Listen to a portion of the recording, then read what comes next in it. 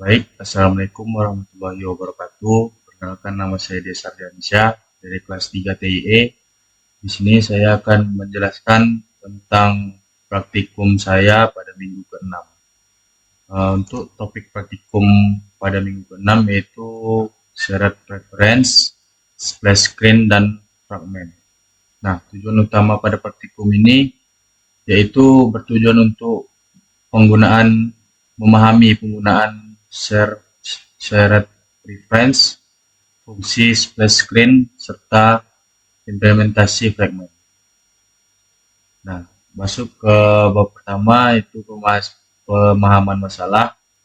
Pada praktikum minggu ke-6 ini berfokus pada penerapan syarat reference untuk menyimpan data secara lokal, memahami fungsi splash screen dalam bentuk aplikasi Android, serta mengenal penggunaan fragment untuk membagi tampilan UI menjadi bagian-bagian yang fleksibel.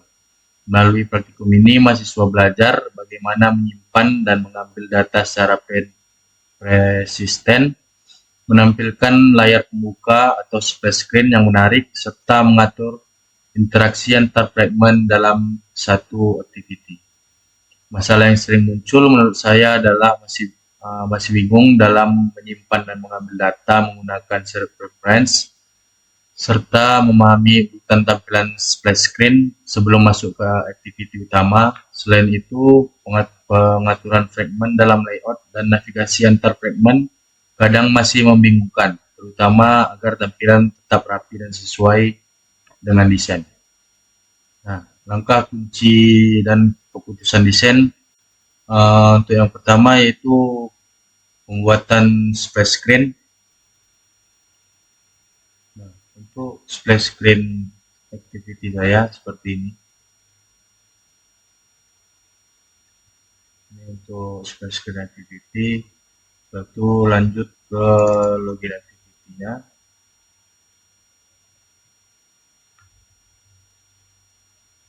Nah, seperti ini untuk login activity saya. Lanjut ke welcome activity. Nah, untuk welcome activity saya itu seperti ini.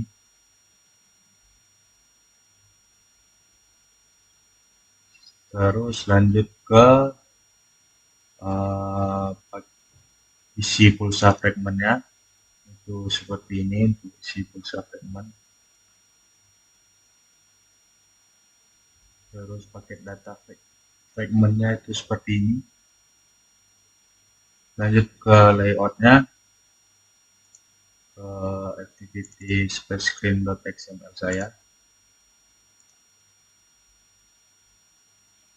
itu seperti ini untuk activity splash screen.xml saya.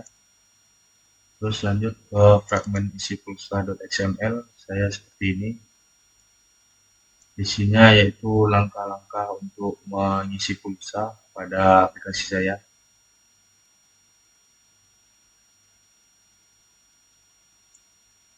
Lanjut ke fragmen paket data, ini juga berisi langkah-langkah pada untuk top up paket data pada aplikasi saya.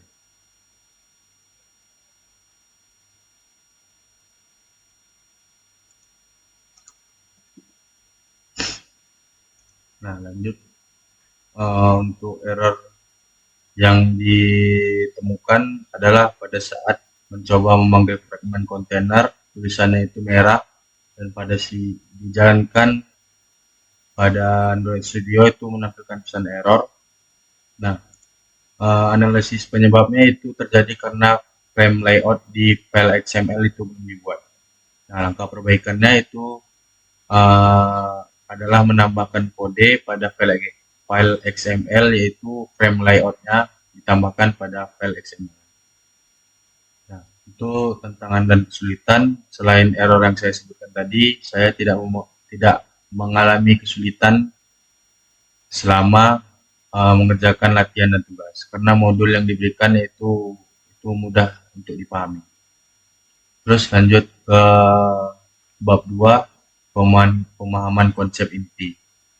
Jadi pada konsep inti pada pertemuan kali ini adalah bagaimana cara membuat aplikasi Android yang dapat menyimpan dan mengambil data secara lokal menggunakan shared preference, menampilkan splash screen saat aplikasi dijalankan untuk memberi kesan profesional, sekaligus mempersiapkan komponen utama aplikasi, serta memahami penggunaan fragment untuk membagi tampilan antarmuka menjadi bagian-bagian modular yang dapat digunakan kembali. Selain itu, pada pertemuan ini juga dipelajari cara mengatur navigasi antar fragment dan pengelolaan siklus hidup fragment agar aplikasi berjalan lancar dan tampilan tetap konsisten. Dengan memahami konsep ini, mahasiswa diharapkan mampu membangun aplikasi Android yang tidak hanya menyimpan data dengan benar dan menampilkan splash screen secara tepat, tetapi juga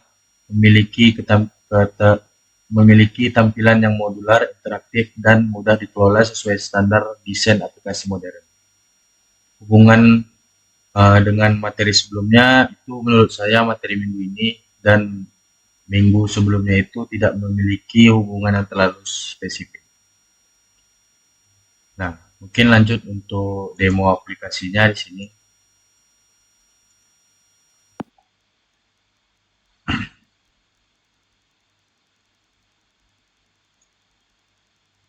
Nah, ini untuk splash screen saya. Pertama kita logout dulu. Nah, kita masuk, coba login. Nah, di sini kita sudah berhasil login dan kita akan membuktikan untuk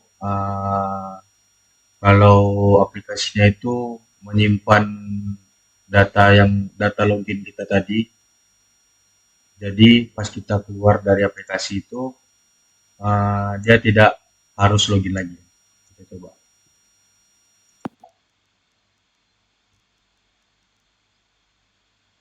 Nah, seperti ini. Nah, untuk fragment saya itu ada di sini. Jadi isi dari fragment saya itu tips untuk top pulsa di aplikasi saya. Itu ini tata caranya. Buka aplikasi, terus pilih menu top pulsa, masukkan nomor tujuan, pilih nominal pulsa yang diinginkan, pilih metode pembayaran, konfirmasi, dan tunggu notifikasi pulsa berhasil diisi. Nah, untuk fragment saya yang kedua itu sama juga, tips untuk top up pakai data. Di sini tata cara beli pakai datanya, itu buka aplikasi, pilih menu top up pakai data, terus masukkan nomor handphone, pilih pakai data yang sesuai kebutuhan, pilih metode pembayaran, konfirmasi, lalu tunggu notifikasi pakai data update. Nah, kalau tadi itu dia menyimpan data login sehingga sebelum kita logout, maka pas kita keluar dari aplikasi itu tidak perlu login ulang.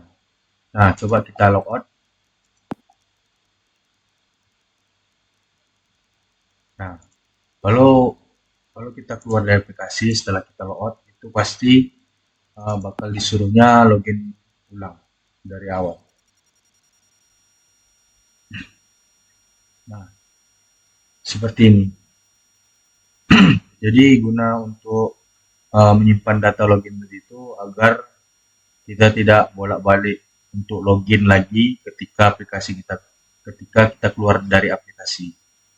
Nah, mungkin segitu saja untuk penjelasan pada praktikum minggu ke-6 ini.